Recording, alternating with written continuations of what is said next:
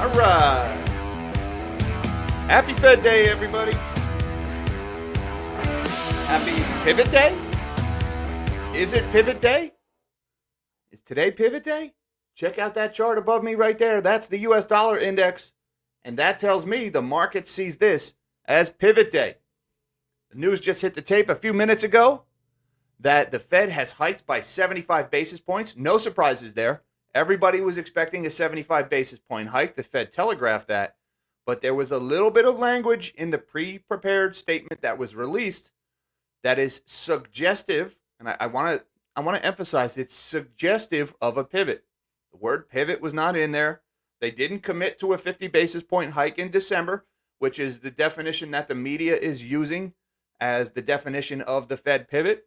But I want to read this statement. This was the important statement in what the Fed just released that has the markets reacting right now. The new statement hinted at a policy change by saying that the Fed will take into account the cumulative tightening of monetary policy, the lags with which monetary policy affects economic activity and inflation, and economic and financial developments. So that's new language, all right? In particular, the phrases cumulative tightening and the lags with which monetary policy affects economic activity. So the Fed in their statement is recognizing that the market may not have fully digested all of the rate hikes to date, and that this is a lagging indicator, right? We're steaming down the highway looking in the rearview mirror to see if we're going in the right direction, because you can only look back on the effect that what you're doing right now is having. So by saying they're taking into account the lags, they're suggestive of we might want to take a break here. We might want to slow down our tightening and just see what the economy gives us. And that is the pivot language that the market was looking for. And we can see that now. You see this over my chart. This is the US dollar index, or the DXY, which measures the US dollar strength against the euro, against the Japanese yen, the Canadian loonie, the British pound. And right now, the dollar is weakening against all of those other currencies because a softer Fed means a weaker dollar. And check out the stock market right now. Big green candle up in the S&P 500 as soon as that statement hit the tape. Now, look, folks, I often say on this channel that I don't try to trade around these events when the Fed makes a speech or during a CPI release, any of these big data points, because the algorithms go crazy during these events, right? The algorithms look for keywords in the articles and in the statements, and when they see them, they program billions of dollars in buy orders, and you get these violent market swings until somebody goes into the computer and changes the parameters, and then oftentimes the market just goes and does the exact opposite a few minutes later. We've seen this before during previous Fed statements, all right? So I am not running out scrambling right now to place buy orders. Oh my God, buy. No, I'm not doing that, okay? And I did a whole video yesterday about how even if we get this lower rate hike in December, if you go and look at what has happened on the Fed's balance sheet since the start of this tightening cycle, that tells me we have a long, long way to go in this tightening cycle before it's over. So is this a pivot? Well, this meets the media definition of a pivot. They are suggesting that a lesser rate hike in the future may be appropriate. And I just want to add that they have made this exact same suggestion in the past. The last time they released their dot plot, which is this survey of all the Fed governors about how big of a rate hike they think will be needed in the future, the last dot plot released back in it was in in September. It called for a 75 basis point hike and then two more 50 basis point hikes through the remainder of the year. Well, that two more 50 basis point hikes has now turned into one more 75 and now one more 50. So right now, the Fed is more hawkish than they were a month ago. I just want to throw that out there. We've gotten a higher CPI read, or at least a less dovish CPI print. Inflation continues to run hot. Core inflation continues to rise. The Fed is more hawkish than they were a month ago, despite this wishy-washy statement. They've given us more rate hikes than they forecast a month ago, and the stock market is higher. So this market sees optimistic Fed pivots lurking in every corner. Behind every shadow is a pivot, They are so desperate for the pivot that they will manifest it out of thin air. Even when the Fed hasn't said anything about what they're going to do in December, they haven't actually committed to that 50-point hike. But turn on CNBC right now. I guarantee you they're talking about this is a pivot. The 50 points is coming. And maybe that happens. But you know what? We got another CPI report coming up pretty soon. We're heading into the winter. It's getting cold in Europe. Inflation is coming back, folks. It's coming back.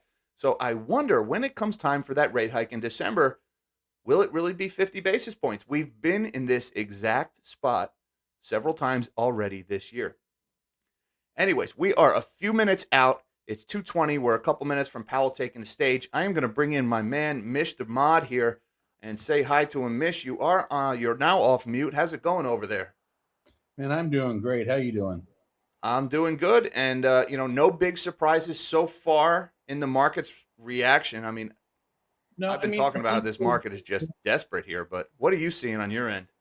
Well, I think you're right on the dot plot. What I saw all morning is everyone's sitting around waiting for Powell to say something. Powell's now said something. So we're going to see more when he starts coming on. But to your point from the last dot plot, he's following the course right now. He put out last month, this is what I'm going to do. And if he does 75.50, he said, well, I said I was going to do that a couple months ago. Well, actually, I got to pause you right there because the last dot plot, we still haven't seen this one. But the last dot plot, after they raised back in September, they raised by 75. They said 2 more 50s this year. I thought they did a 75, 50, 25.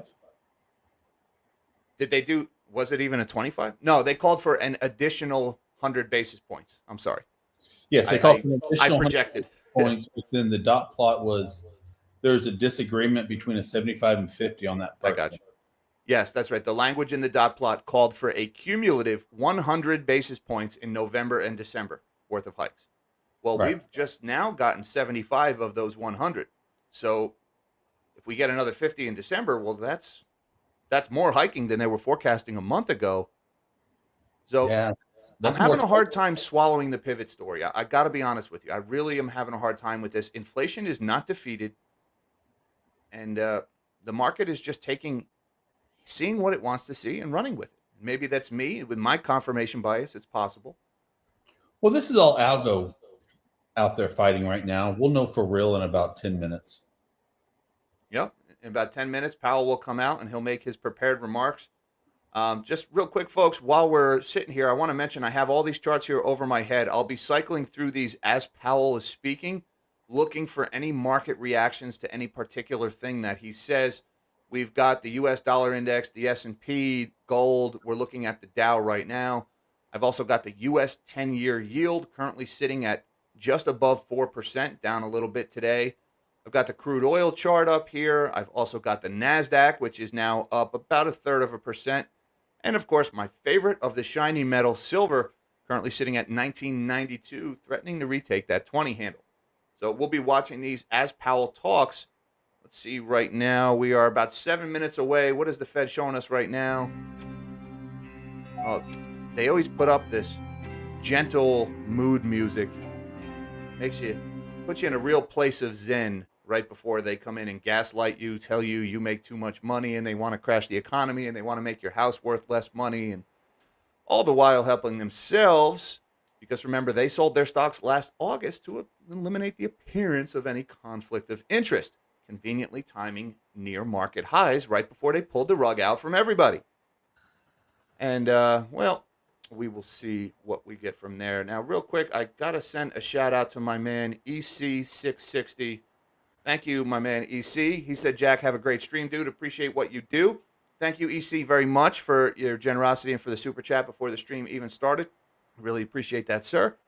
And hopefully we do have a good stream. But that depends on what Uncle J Powell says for the next couple of minutes. And, folks, I say this every time, every stream. It's not supposed to work like this. You see this big, giant green candle above my head in the price of silver right now? One man's opinion is not supposed to be able to move the market of such a vital commodity all over the world. Not if we truly have a free, fair market. These people at the Federal Reserve, they're basically kingmakers. One person is not supposed to have this authority. I mean, look at this, the S&P 500.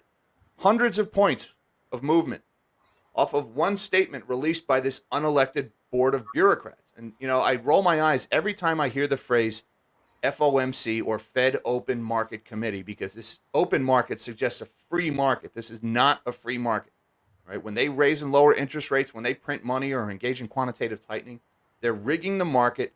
They are implementing price controls on the cost of money, and the markets don't know what to make of it. They don't know how to digest it. And that's why we get these ridiculous super highs in stock markets and then these unfathomable crashes in stock market prices, because these unelected bureaucrats are just rigging markets left and right. It's not supposed to work that way.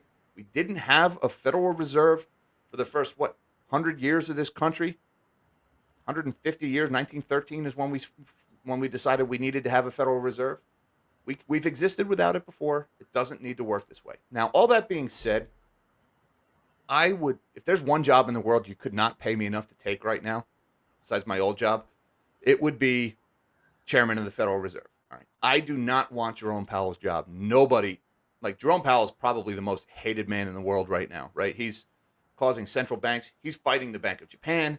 He's fighting the European Central Bank. He's fighting the People's Bank of China, the Bank of England. All the other central banks are screaming at him to stop tightening because it's causing their currencies to collapse. He's getting letters from congressmen who are saying, please don't crash the economy right before the election, all this back and forth, right? So I'll give Powell a little bit of the benefit of the doubt. He is in an impossible position, all right? He's sitting there trying to make policy work after decades and decades of reckless, irresponsible borrowing by everybody, not just by government, by individuals, by companies, by everybody, right? He's given an impossible task, all right? And that's about as nice a thing as I'm going to say about Jerome Powell, probably for the duration of this stream, all right? Because the guy gives me the creeps. I'm not going to lie. And if I was in charge at the Federal Reserve, I would do two things. First, I would change the name from the Fed to the Mellon Fed, and then I would abolish it. I'd get rid of it. I'd say, you're all fired, go home. We're going to let the free market set the price of interest rates. That's what I do. I was in charge at the Fed. But alas, I am not in charge at the Fed, so we have to live with the current system. We're now about 3 minutes away, and let's see what gold is doing right now. Gold is up $17 or 1%. So it looks like we got that initial big candle in a lot of these things. Right now, the market is just kind of swinging back and forth, waiting for what Powell says. We're looking for any kind of indicator from Powell about a lesser rate hike in the future. The market wants confirmation that they're going to be less aggressive in December, or at least suggestive of they're going to take into account something that might give them an excuse to be less aggressive in the future. And I've got Jose Orozco. Thank you, Jose, very much for the super chat, sir. Jose, who gave me a bag of Bucky's corn nuggets in San Antonio, he says, I think J Powell is aware of your tools counter. We retired the tools counter after the last few FOMC press conferences because J Powell just hasn't been mentioning his tools all that often. He used to do it 10, 15 times during one of his speeches, but he just doesn't mention those tools anymore. I guess probably because he hasn't done anything. He hasn't been able to fight inflation. So, yeah, that's why we've dropped the tool counter. Thank you, Jose, for the super chat. Appreciate it very much. What's going on, Mish? Hey, Chad. Yeah, we'll still do it in chat. We'll still do the count in chat. Okay. So everybody keeping an eye on the tool counter there. And also, I'd like to say hello to M&J. Apparently, I missed her right at the end of yesterday's stream, and I have caught nothing but crap about it. Oh, Mish is in the doghouse. All right. So it is now 2:29. We are 1 minute away from the Fed speech. Looks like we're still getting the mood music. Let's refresh the window and make sure we haven't missed anything. Oh, we're more upbeat now. We've had a pivot in the Fed's mood music. I don't know if that's maybe we want to analyze that by the beats per minute in the mood music that the Fed plays on their website before a speech. Does that correlate with monetary policy? Who knows? I heard somebody mentioning that it was the number of words in Powell's speeches also makes a difference. Okay, so if he's very succinct, that means he's hawkish, and if he's verbose, he's dovish. Yes, a succinct Powell is definitely a dovish indicator for markets. All right, it is 2:29. Let's see. Still the mood music. Refreshing the window. Still nothing yet. J Powell should be out any moment now. So bear with me, folks, while he comes out. Again, we're looking for any kind of soft language indicative that there will be less severe rate hikes in the future. Here we go.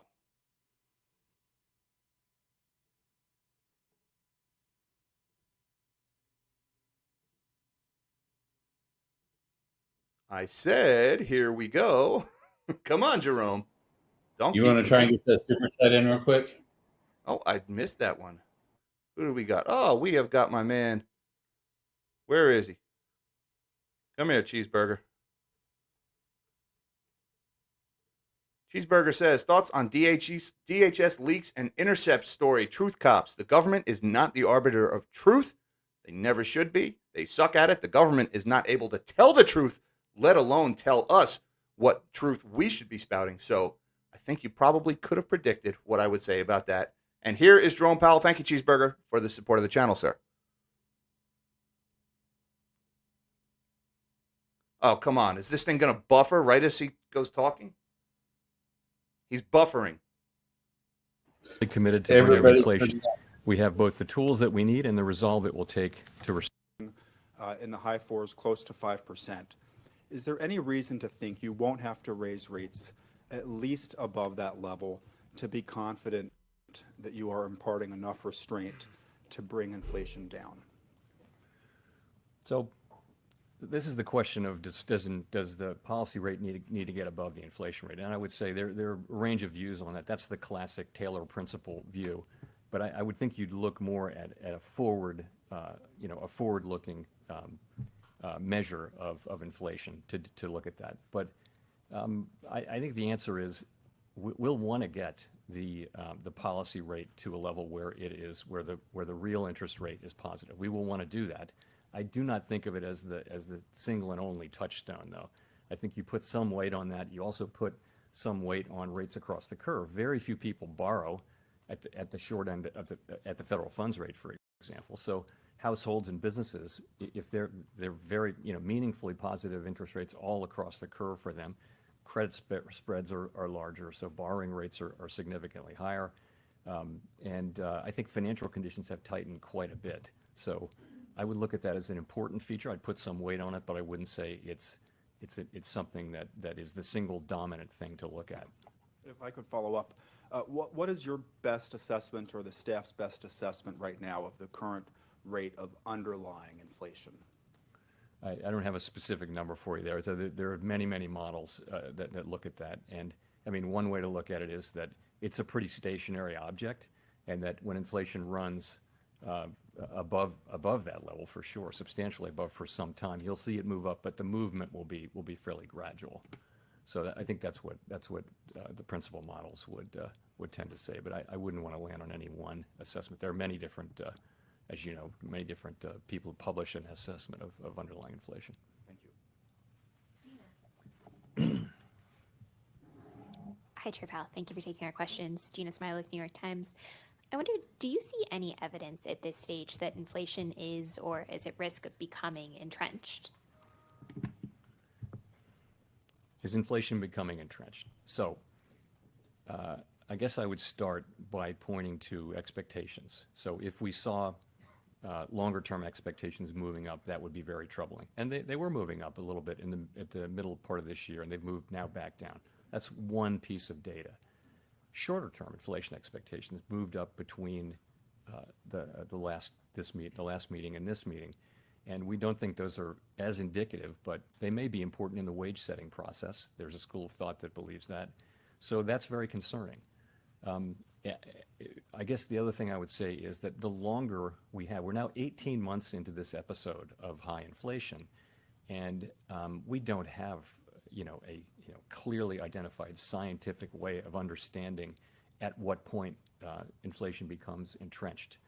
And so the thing we need to do from a risk management standpoint is to use our tools forcefully but thoughtfully and get inflation under control, get it down to 2%, get it behind us. That's what we really need to do and what we're strongly committed to doing. Rachel. Hi, Chair Powell. Thank you for taking our questions. Rachel Siegel from the Washington Post. The statement points to the lag times. I'm wondering if you can walk us through how you judge those lag effects, what that timeline looks like over the coming months or even a year, and where you would expect it to show up in different parts of the economy. Yeah, so the way I would think about that is, it's a commonly, for a long time, thought that monetary policy works with long and variable lags, and that it works first on financial conditions, and then on economic activity, and then perhaps later than that even on inflation. So that's been the thinking for a long time. There was an old literature that made those lags out to be fairly long. There's newer literature that says that they're shorter. And the truth is, we don't have a lot of data of inflation of this high in what is now the modern economy. One big difference now is that it used to be that you would raise the federal funds rate, financial conditions would react, and then that would affect economic activity and inflation. Now, financial conditions react well before, in expectation of monetary policy. That's the way it has moved for a quarter of a century, is in the direction of financial conditions, then monetary policy, because the markets are thinking what is the central bank going to do. And there are plenty of economists that also think that once financial conditions change, that the effects on the economy are actually faster than they would have been before. We don't know that. I guess the thing that I would say is it's highly uncertain. And so from a risk management standpoint, it would be irresponsible not to ignore them, but you want to consider them, but not take them literally. So I think it's a very difficult place to be, but I would tend to want to be in the middle, looking carefully at what's actually happening with the economy, and trying to make good decisions from a risk management standpoint, remembering, of course, that if we were to over-tighten, we could then use our tools strongly to support the economy, whereas if we don't get inflation under control because we don't tighten enough, now we're in a situation where inflation will become entrenched, and the employment costs in particular, will be much higher potentially. So from a risk management standpoint, we want to be sure that we don't make the mistake of either failing to tighten enough or loosening policy too soon. And if I could follow up, should we interpret the addition to the statement to mean that more weight is put into those lag effects than they would have been after previous rate hikes? So I think as we move now into restrictive territory, as we make these ongoing rate hikes and policy becomes more restrictive, it'll be appropriate now to be thinking more about lag. Of course, we think about the lags are just sort of a basic part of monetary policy, but we will be thinking about them. But we won't be, I think we'll be considering them, but because it's appropriate to do so. Let me say this, it is very premature to be thinking about pausing. So people, when they hear lags, they think about a pause. It's very premature, in my view, to think about or be talking about pausing our rate hike. We have a ways to go. Our policy, we need ongoing rate hikes to get to that level of sufficiently restrictive, and we don't really know exactly where that is. We have a sense, and we'll write down in the December meeting a new summary of economic projections which updates that. But I would expect us to continue to update it based on what we're seeing with incoming data. Thanks, Chair Powell. Neil Irwin with Axios. As you look around the economy, the clearest impact of your tightening so far has been on housing, maybe some venture-funded tech companies. It's been relatively narrow in terms of labor market, consumer demand. A lot of sectors you don't see a ton of effect. Is the pathway and channels through which monetary policy works changing? Is it narrower than it used to be? And on housing in particular, are you at all worried that you're crimping housing supply in ways that might cause problems down the road?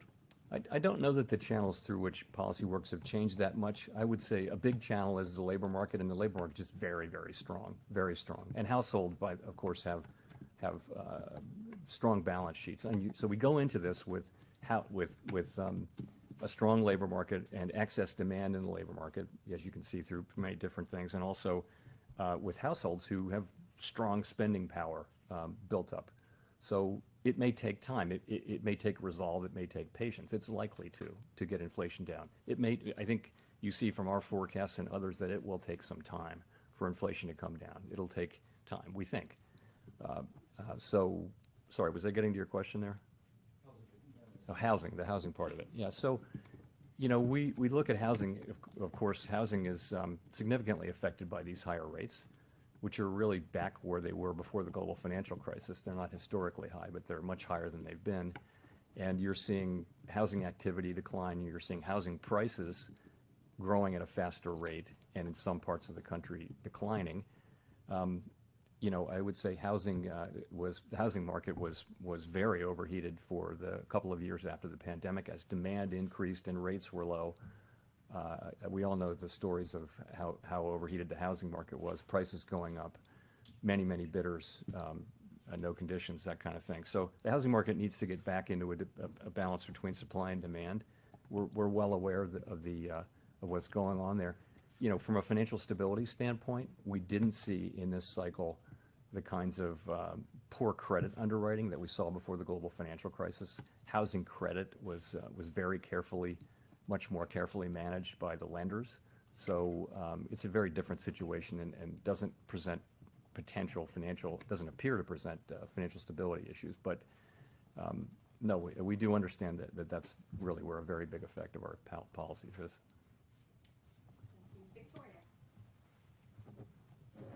Hi, Victoria Guida with Politico. I wanted to ask about the labor market.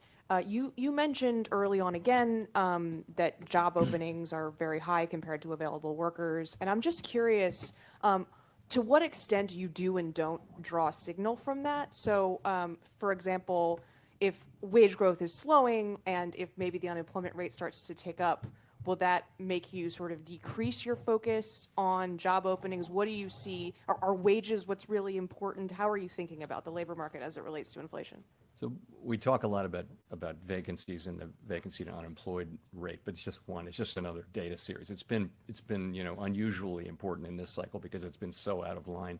But so has quits, so have wages. So we look at a very wide range of data on the labor market. So I'd start with unemployment, which is typically the single statistic you would look to, is at a 50-year low, 3.5%. We're getting really nothing in labor supply now. We had, I think, a very small increase this year, which we had really thought we would get that back. Most analysts thought we would get some labor supply coming in. You mentioned wages, so I guess I would characterize that as sort of a mixed picture. It's true with average hourly earnings you see, so I would call it a flattening out at a level that's well above the level that would be consistent over time with 2% inflation, assuming a reasonable productivity. There with the ECI reading this week, again, a mixed picture. The headline number was a disappointment. Let's just say it was high. It didn't show a decline. There's some rays of light inside, that if you look at private sector workers, that did come down. The compensation did come down. But overall, though, the broader picture is of an overheated labor market where demand substantially exceeds supply. Job creation still exceeds, the sort of the level that would hold the market where it is. So that's the picture. Do we see?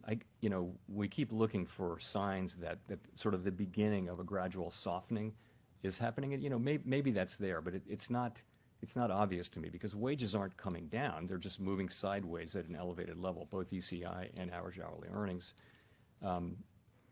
We would love to see vacancies coming down, quits coming down. They are coming down. Vacancies are below their all-time high, but not by as much as we thought the data series is volatile. We never take any one reading. We always look at 2 or 3. So it's a mixed picture. I don't see the case for real softening just yet, but we look at, as I just showed you, we look at a very broad range of data on the labor market. So do you see wages as being a significant driver of inflation? I think wages have an effect on inflation, and inflation has an effect on wages. I think that's always been the case. There's always a going back and forth. The question is that really elevated right now? I don't think so. I don't think wages are the principal story of why prices are going up. I don't think that. I also don't think that we see a wage price spiral. But again, it's not something you can, once you see it, you're in trouble. So we don't want to see it. We want wages to go up. We just want them to go up at a level that's sustainable and consistent with 2% inflation. And we do think that given the data that we have, that this labor market can soften without having to soften as much as history would indicate through the unemployment channel. It can soften through job openings declining. We think there's room for that, but we won't know that. That'll be discovered empirically.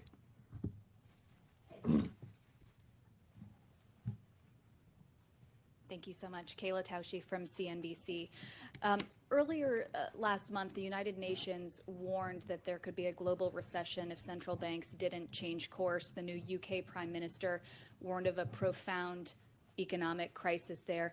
And I'm wondering how the Fed is weighing international developments in light of a very strong economy here in the US that would seem to be bucking those trends. So, of course, we keep close tabs on economic developments and also geopolitical developments that are relevant to the economy abroad.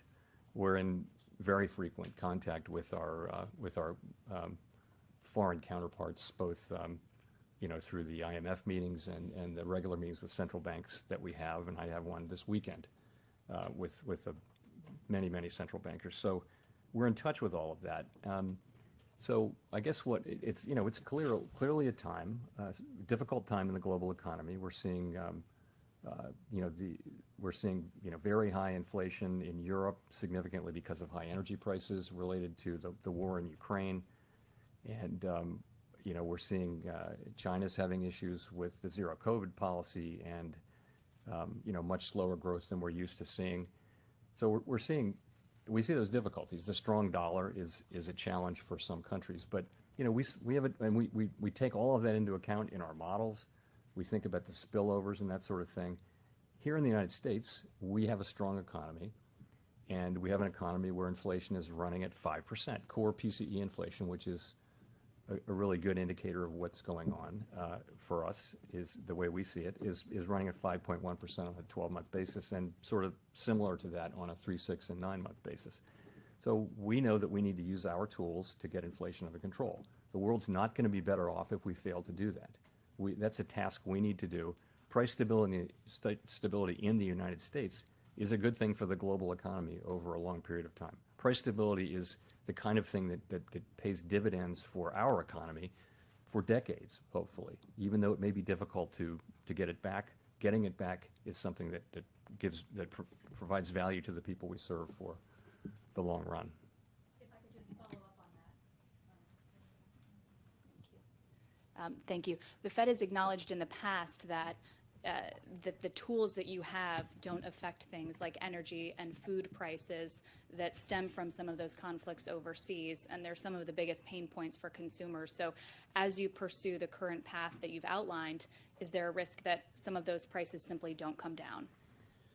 So we don't directly affect, for the most part, food and energy prices, but the demand channel does affect them just at the margin. The thing about the United States is that we also have strong, in many other jurisdictions, the principal problem really is energy.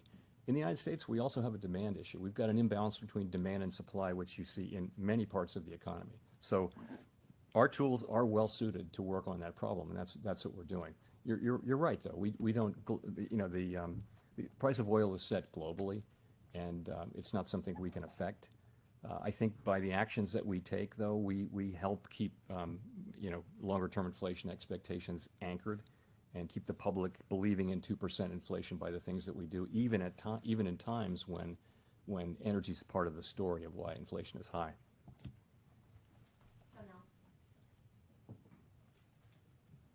Hi, Chair Powell. Janelle Marte with Bloomberg. So the Fed is facing 2 more ethics-related incidents with the revision of the financial statements from President Bostic and President Bullard speaking at a closed event.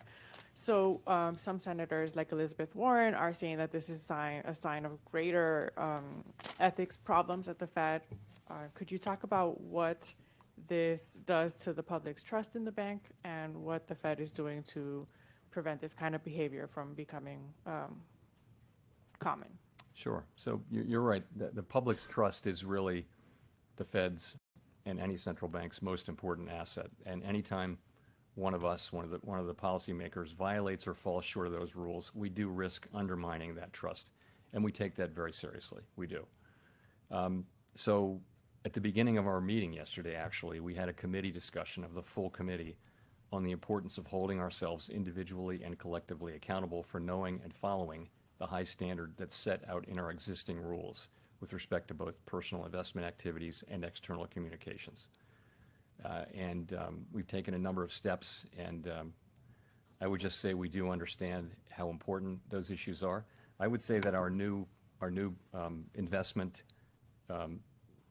program that we have is up now and running, and actually it was through that the problems with President Bostic's disclosures were discovered when he filed his new disclosures. That's, we now have a central group here at the Board of Governors that looks into disclosures and follows them and approves people's disclosures, and also all of their trades. Any trade anyone has to make who's covered has to be pre-approved. And there's a lag. It has to be pre-approved 45 days before it happens, so there's no ability to game market. So it's a really good system. It worked here. And I think we all said to each other yesterday morning, we recommitted to each other and to this institution to hold ourselves to the highest standards and avoid these problems. Do you have an update on the investigations that are pending?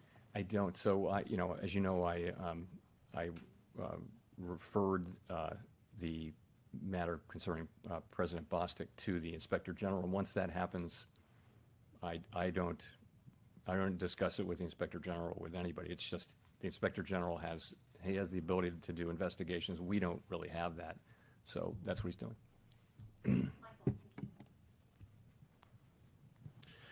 Michael McKee from Bloomberg Television and Radio. Earlier this year, you touted the 3-month bill yield out to 18 months as the yield curve with 100% explanatory power. And you said, quote, if it's inverted, that means the Fed's going to cut, which means the economy is weak. That curve is only 2 basis points away from inversion now. So I'm wondering why you are so confident that you have not over-tightened, particularly given that rates work with a lag.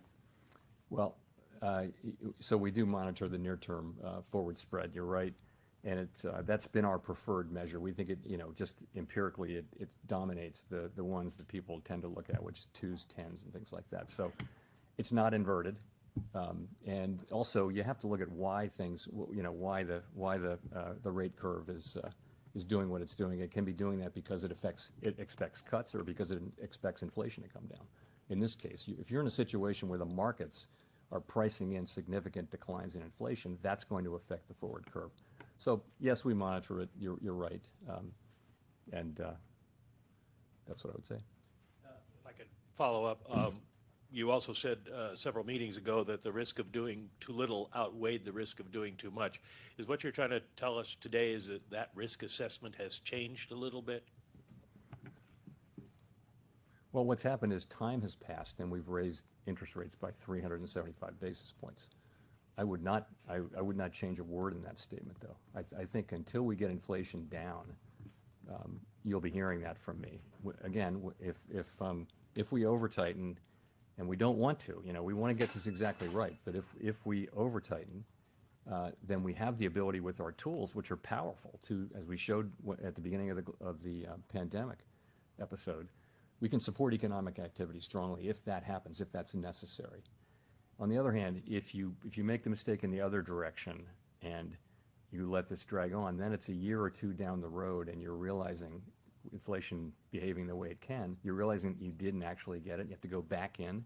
By then, the risk really is that it has become entrenched in people's thinking, and the record is that the employment costs, the cost to the people that we don't want to hurt, they go up with the passage of time. That's really how I look at it. So that isn't going to change. What has changed, though, you're right, is we're farther along now, and I think as we're farther along, we're now focused on that.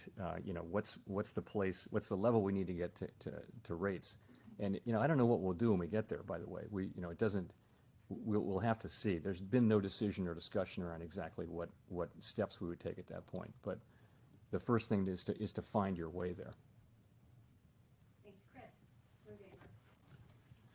Thank you. Chris Rugaber at Associated Press. Just to go back to housing for a minute, you mentioned the impact that rate increases have had on housing. Home sales are down 25% in the past year and so forth, but none of this is really showing up in, as you know, in the government's inflation measures. And as we go forward, private real-time data is clearly showing these hits to housing. Are you going to need to put a greater weight on that in order to ascertain things like whether there's over-tightening going on? Or will you still focus as much on the more lagging government indicators? So this is an interesting subject. So I start by saying, I guess, that the measure that's in the CPI and the PCE, it captures rents for all tenants, not just new leases. And that makes sense, actually, because that for that reason, that conceptually, that's sort of the right target for monetary policy. And the same thing is true for owner's equivalent rent, which comes off of it's a reweighting of tenant rents. The private measures are of course good at picking up the at the margin the new leases, and they tell you a couple things. One thing is I think right now, if you look at the pattern of that series of the new leases, it's very pro-cyclical. So rents went up much more than the CPI and PCE rents did, and now they're coming down faster. So the implication is that there are still, as non-new leases roll over and become and expire, right? There's still in the pipeline. There's still some significant rate increases coming, okay? But at some point, once you get through that, the new leases are going to tell you that what they're telling you is there will come a point at which rent inflation will start to come down. But that point is well out from where we are now. So we're well aware of that, of course, and we look at it. And but I would say that in terms of what the right way to think about inflation really is to look at the measure that we do look at, but considering that we also know that at some point you'll see rents coming down. Great. And just a quick follow. It looks like stock and bond markets are reacting positively to your announcement so far. Is that something you wanted to see? Is that a problem, or how that might affect your future policy to see this positive reaction? We're not targeting any one or two particular things. Our message should be, what I'm trying to do is make sure that our message is clear, which is that we think we have a ways to go. We have some ground to cover with interest rates before we get to that level of interest rates that we think is sufficiently restrictive. And putting that in the statement and identifying that as a goal is an important step. And that's meant to put that question really as the important one now going forward. I've also said that we think that the level of rates that we estimated in September, the incoming data suggests that that's actually going to be higher, and that's been the pattern. I mean, I would have little confidence that the forecast, if we made a forecast today, if we were doing an SEP today, the pattern has been that one after another they go up, and that'll end when it ends. But there's no sense that inflation is coming down. It just, if you look at I have a table of the last 12 months of 12-month readings, and there's really no pattern there. We're exactly where we were a year ago. So, okay. So I would also say it's premature to discuss pausing, and it's not something that we're thinking about. That's really not a conversation to be had now. We have a ways to go. And the last thing I'll say is that I would want people to understand our commitment to getting this done, and to not making the mistake of not doing enough, or the mistake of withdrawing our strong policy and doing that too soon. So I control those messages, and that's my job. Edward Lawrence with Fox Business. Thank you, Fed Chairman. So how big of a headwind is all the fiscal spending to what the Federal Reserve is trying to do to get inflation back to the 2% target? In theory, it was a headwind this year, but I do think the broader context is that you have households that have these significant amounts of savings and can keep spending, even in I think those two things do tend to to sort of counterbalance each other out. It appears consumer spending is still positive. It's at pretty modest growth levels. It's not shrinking, but people are, and the banks that deal with retail customers and many retailers will tell you that the consumers are still buying and they're still they're fine. So I don't know how big the fiscal headwinds are, and they haven't shown up in the way that we thought they would in restraining spending. So it must have to do with the savings that people have. What about the spending? There's tens of billions yet to be spent. I mean, from the Inflation Reduction Act, the American Rescue Plan, CHIPS Act, bipartisan infrastructure bill. How does that play into your thinking about the future? It's demand is going to have some support from those savings, and also from the strong demand that's still in the labor market. We still see pretty significant demand and a tightening labor market in some respects, although I think overall I would say it's not really tightening or loosening. So we see those things, and what those things tell us is that our job is going to require some resolve and some patience over time. We're going to have to stick with this. That's just we take all that as a given, but we know what our objective is and we know what our tools can do, and that's how we think about it.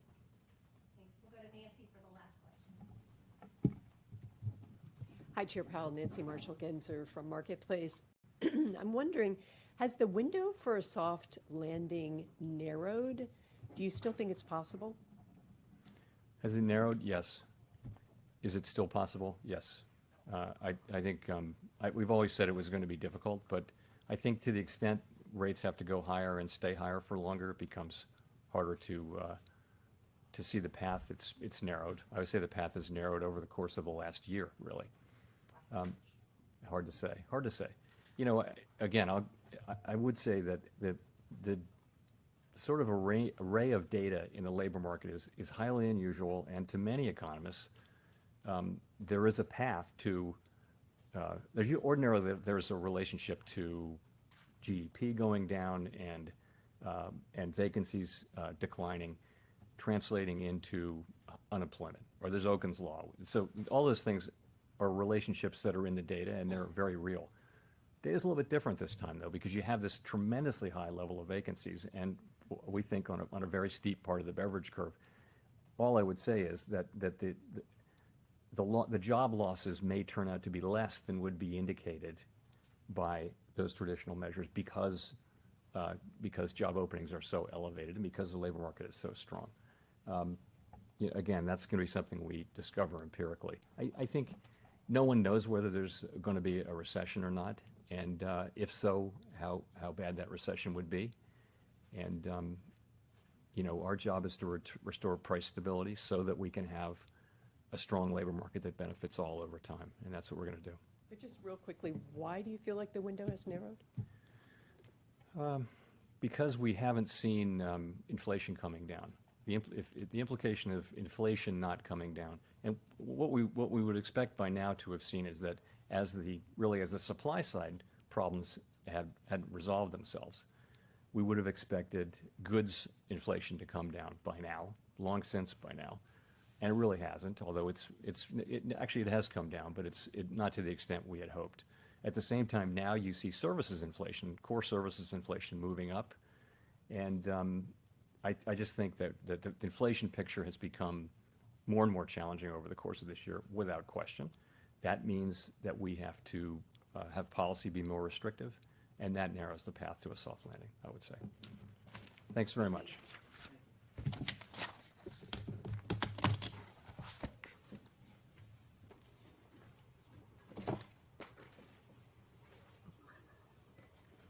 All right. Stocks are down and my blood pressure is up. That was the single most stressful stream I've ever done. I apologize for the technical issues early on there, folks. And I want to send a shout out to the IT people at the Federal Reserve website. Thanks for that one. I don't know if you guys were watching, but that was me having a meltdown on camera. Oh, shut up, Meet Kevin. I like Meet Kevin. Don't tell Kevin I said that out loud on the air. YouTube just automatically sent me to Meet Kevin's channel as soon as Powell was done talking. Sorry, me, Kevin. I'm a big fan. All right. Let's bring in my man, Mish. Let's talk about that. Mish, how we doing today, brother? I'm doing good. I mean, we just heard a very hawkish Powell. We did. That I mean, was there a are very hawkish couple. I towel. put one in private chat in you, and then he talked several times about we're not pausing. Yeah, I believe what was the phrase that he used? It was inappropriate or it was premature to discuss pausing. I did catch that one. I missed like the whole first like 5 minutes of his speech with the tech issues, so it was just driving me nuts. But I did catch that one, and I did see, man, look at how the market just turned on a dime when he said that. You can see it here in the S&P. I mean, we were up big, and then he says it's premature to. First, he said it was premature to think about pausing, which brought me back to thinking about. You guys remember that ridiculous talking point? But then later on, he said it was premature to discuss pausing. And look at the turn the market made after that. And, this is why I always say, folks, don't try to trade around these events because, look, if you rushed in and if you bought right up here, right when I said I'm not running out to buy stocks because these things have a way of turning on a dime. I didn't have advance notice of what he was going to say. Please.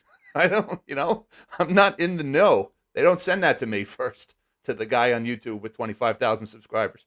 No. And look at the Dow. Boom, right back down. And let's see, the NASDAQ. Ooh, the NASDAQ sold off hard on that one. NASDAQ's down 200 points now. NASDAQ was not pleased because they're a debt market.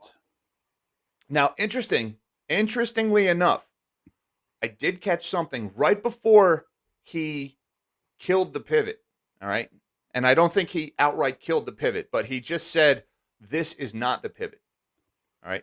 But right before he said, this is not the pivot, he said something that to me really stuck out. He says he was talking about how they want to be careful not to over tighten. But then he said, if we do over tighten, we can use our tools to support the economy. All right. Now, that to me was the most profound thing that he said in this whole speech. And I don't think anybody really caught that one. Because what he said was, we will go burr if we have to again. Now, there's a lot of doubt. Guys like me, we're still holding out hope that Fed not go burr if they break something this time. That if they break something, we're just going to take the pain because we deserve it, because we've had generations of irresponsible borrowing. Put a pin in that. I want to come back to that subject. But that they would let the economy reset itself to a natural state where we actually get a hands-off approach. Yes, that would be incredibly painful. I do not mince words about how painful that would be, but in the long run, for the sake of future generations, that would be the best thing to happen. Well, he took that off the table. He flat out said, if we over-tighten, we'll use our tools to support the economy. So he said, if the crash happens, the Fed will go burr. He specifically said that they'll turn the printer back on, that they'll lower rates again. He's never said that before. He's never said, if we over-tighten, we're going to support the economy, we'll pivot dovish. All right. Now, in the very next sentence or in the very next question, he said it's premature to think about pausing. All right. So the rates are going to keep going up. All right. Now, he said pause. He didn't say hike less. Right. A pause means stop rate hikes. Pause means do nothing and wait. Now, the big question, what the market was looking for, was, are they going to raise by 50 in December? He left the door open to that. And then he said, we're not thinking about pausing, which means we're not going to go 75 this time, 50 next time, and then stop. I guess maybe what he meant was 75, 50, 50. 75, Well, he 50, said 50, 50. early on, likely we'll have a discussion of smaller hike in December. Okay. So he did leave that door open. Yeah. And he left that open in September. He left the door open to a smaller hike in November. And we ended up getting 75. So basically he said, we're going to wait and see what the inflation report has. Now he went on to say, like, he stopped short of complaining, but he did mention how inflation isn't coming down. And they're worried about that. And that's why the window is narrowing for the soft landing. He spent a lot of time talking about that at the end there, how the window narrows for the soft landing. So that means Powell's getting worried. All right. Now, another thing that he said, and this was kind of an FU to the other central banks of the world. He was asked about how the European central banks and how members of Congress were talking about how his tightening is causing problems elsewhere in the globe, which it is. The strong dollar is wreaking havoc in global food and energy markets right now because all the commodities are traded in dollars and the dollar is stronger. But he said very clearly, price stability in the United States is a good thing for the global economy, which is the wrong answer for him. All right. The right answer for Jerome Powell says, I have a dual mandate of price stability and maximum employment in the United States, which means Jerome Powell's gaze does not extend beyond the borders of the U.S., according to his job description. All right. So the right answer, the 4.0 answer, would have been, I'm not the Federal Reserve Chairman of planet Earth. I'm the Federal Reserve Chairman of the United States. But he did kind of say, he did say he rebuffed those foreign central bankers there when he says it's the United States. That's what's best for the global economy, because if the U.S. economy breaks down because of inflation, it's going to make bigger problems overseas. And I think I'm inclined to agree with that statement. But again, he needed to be clearly there that he serves the American people. He does not serve Sri Lanka or India or the UK or Germany. Right? He's not the chairman of their central bank. They have their own central bank. So that was an interesting answer also. And another one that really caught my attention, he says he doesn't think we see wage price spiral. Now, I don't want to say that this is a pivot, but this is a change in the rhetoric, because the word pivot is just too many connotations with that word. You know who talks a lot about supply side labor? Who's that? Phillips. You caught that dig on the Phillips curve that I threw up on the screen, so you had to get that one in, didn't you, Mish? So he said, I don't think we see wage price spiral, and that's interesting that he would say that, because the very reason he's stating for risking over tightening and for all of this is he says he's trying to bring supply and demand back into balance in the labor market, right? Because he's worried about price spiral inflation. Right up until this meeting, he's flat out said he's trying to put you out of work in order to stop inflation, because if you lose your job, you can't spend more money and drive up the demand for goods and services. That's a risk, or that's a sacrifice he's willing to make. Your pain is a sacrifice he's willing to make. Well, if he's doing that, if he's putting people out of work, if he's trying to raise unemployment on purpose in order to contain inflation, how does he justify saying, I don't think we see wage spiral inflation? Because a wage price spiral, that's the belief that as people earn more money, what do? They spend more money. And thus that drives up the demand for goods and services, and all other things being equal, that would send the prices higher. That's known as wage price spiral inflation. Well, Powell said, I don't think that's happening. Well, then what the heck are you doing, Jerome? Why are you trying to crank up unemployment if you don't see wage spiral inflation? That's an answer. That's a question for Jerome Powell. None of the press in that room, how many mediaites were in there? Nobody asked him to clarify that, because that is totally in contradiction to everything he's trying to do. And of course, the one thing that he said, man, did that grind my gears, when the guy from Fox Business asked him, is fiscal policy a headwind for the Fed? All right, and I just want to clarify, fiscal policy, that's referring to Congress and government spending. Monetary policy is what the Fed does. The Fed does interest rates, QE, QT. That is monetary policy. Fiscal policy is Congress and the president and the spending of money in the government. That also includes state and local, but really federal is the big one, right? So the question was, is fiscal policy a headwind? Because just yesterday we got the report that the Treasury is going to issue $550 billion worth of new government Treasury debt in the first quarter of 2023, I think was when they were going to do it. $550 billion of new debt. So they're flooding the market with more supply. They're putting more supply of bonds into the bond market at the same time when buyers of those bonds are disappearing. And that's why rates are going higher, because all the typical buyers of bonds are now sellers of bonds. And now the Treasury is going to issue even more. We have an oversupply of IOUs, not enough people willing to buy them. So the price of those IOUs is going down. And if the price of the IOUs goes down, the interest rates go higher. And that's why rates are going higher.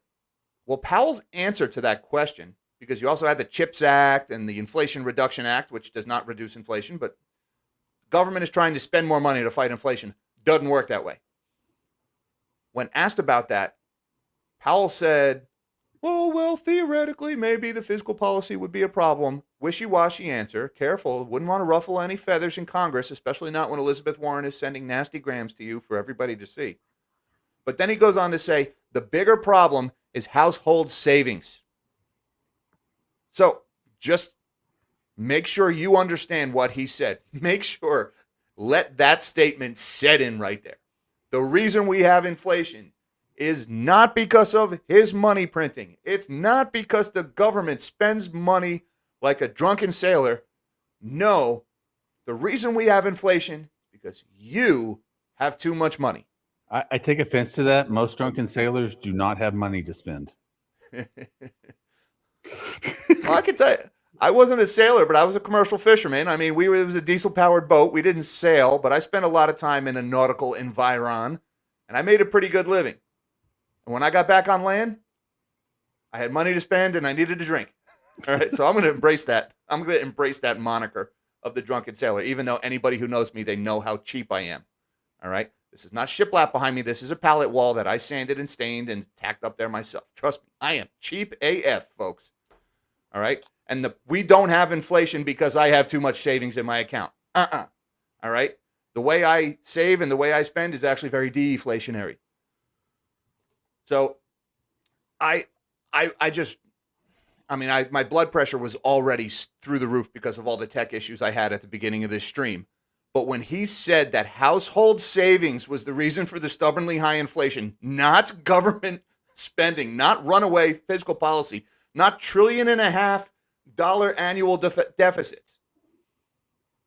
No, your savings. That's why. That's the problem. Gaslighting doesn't begin to cover it. And I told you at the beginning, I talked about how I don't want Jerome Powell's job and he's got an impossible task ahead of him, and that's the last nice thing I said about him. Man, I take back anything nice I ever said about the guy. That was bold-faced horse manure. I don't want to do the profanity thing and get my channel flagged. But oh man, if I still had my sailor's mouth back when I worked on the fishing boat, there'd be a lot of bleeps and beeps and all kinds of stuff going on right now because man, that was a bold statement right there, brother. Insult to injury. I wrote it down. And I remember I put this up on the screen. He just said, you have too much money, and that's a bigger problem than government spending. Okie dokie. All right.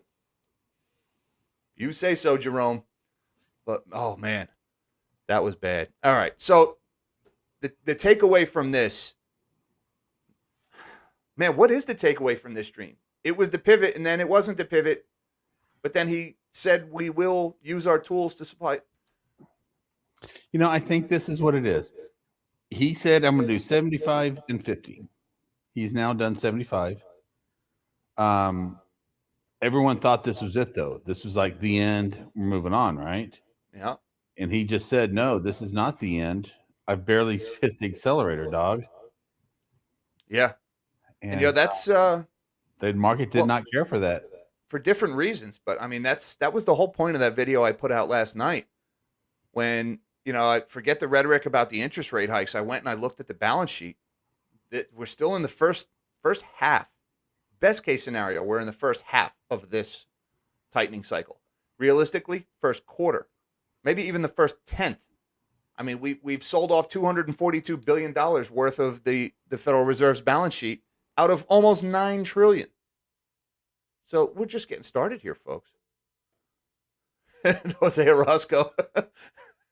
Quote in Dumb and Dumber. Don't think you can sneak a movie quote by me, Jose Orozco. He says, soft landing. So you're saying there's a chance.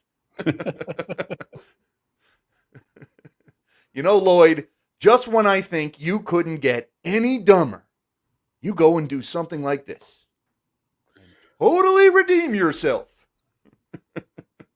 Thank you, Jose. Are you going to do a tour through the markets real quick? I will. Jose, thank you very much, sir.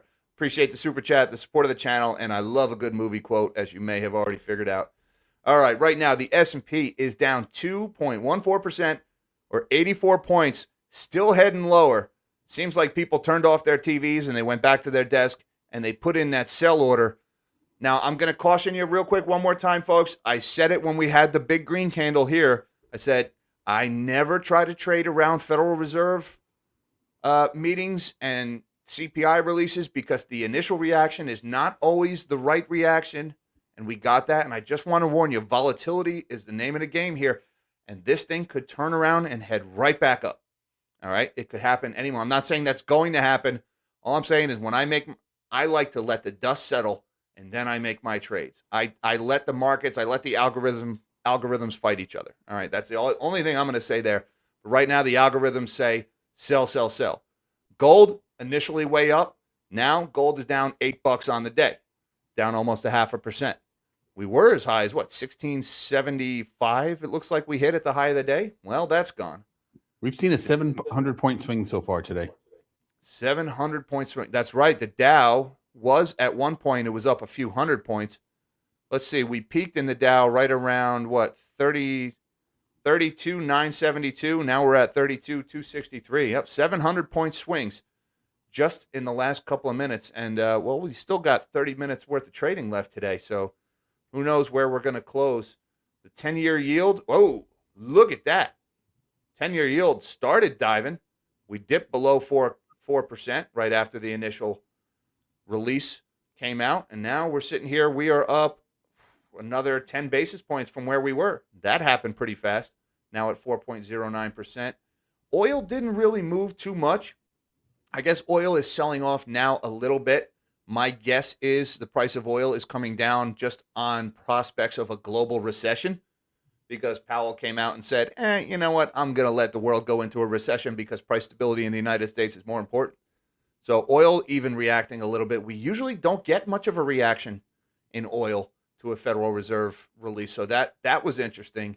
And the NASDAQ is taking this one on the chin, and that should be the case because the NASDAQ is the most sensitive to interest rates and inflation. The NASDAQ is down 316 points or 2.91% right now. Now, the swing in the NASDAQ, we were as high as almost 11,000, now at 10.5. So we're looking at almost a 500-point swing, a little over 400-point swing in the NASDAQ. So big moves there. And silver, I hate to see it, but my favorite of the shinies is now down 34 cents or 1.7%. Same story as gold. We had a rally as soon as the news flash came out, and there was some pivot-ish language. There was some pivotonian statements in there. It was quite pivotous. And, well, the J-Pow giveth and the J-Pow taketh away. It was today. pivotous? It was pivotous. Our pivotonian pivoter-in-chief was pivotous at a pivotal moment. All right, let's get off the pivot thing. It's getting weird. And I saw a super chat from somebody in there. Who was that? Was that my man Jose again? Oh, it was not. That was Evgeny Zili. Am I saying that right, Evgeny? DXY 112. Ooh, strong dollar is back. Whoa, look at that. 111.93. Very good call, Evgeny. Look at that thing. Initially, the U.S. dollar was selling off. I guess sell off is the word. The Dixie was heading lower. Not so much now. Now heading sharply higher. Watch for a reaction from overseas central banks to this. If the dollar keeps rallying off of this press conference, don't sit around or don't be surprised to see the BOJ, Bank of Japan, and the PBOC start to dump some of their U.S. dollars. Now, that's interesting because if the overseas central banks are forced to defend their currencies, where do they get those dollars?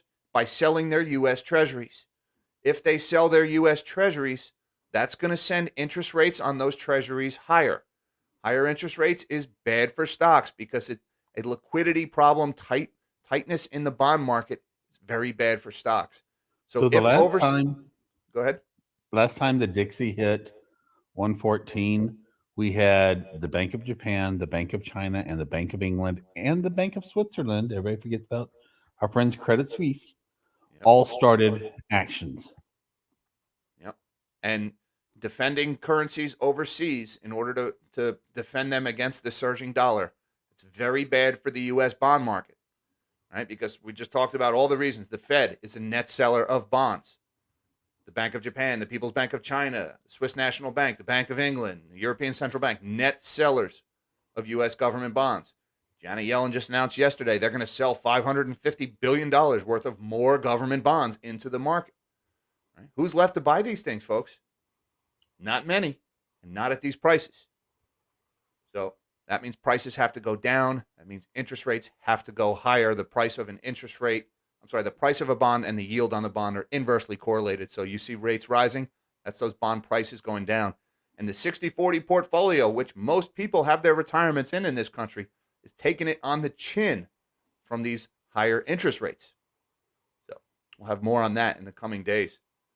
So thank you very much, Evgeny. I appreciate the support of the channel, and the super chat. By the way, I have to send a shout out to Grandpa, to Ewok Jerky for the super chats while Powell was talking, while I was putzing around with the tech issues. Thank you guys for the support of the channel. I did see those come across. I'm sorry I couldn't put them all up on the screen. I was really struggling today. Those issues at the Federal Reserve's website really threw me off. I'm telling you, you think this chart of the Dixie is up. You should see my blood pressure, folks. You can't see it, but I got veins sticking out of my temples right now. How could that happen during a Powell live stream? Not during J-Powell, man. These are big days for the channel, all right? These are supposed to be big growth days. Big. I had all these tech issues right in the middle of it.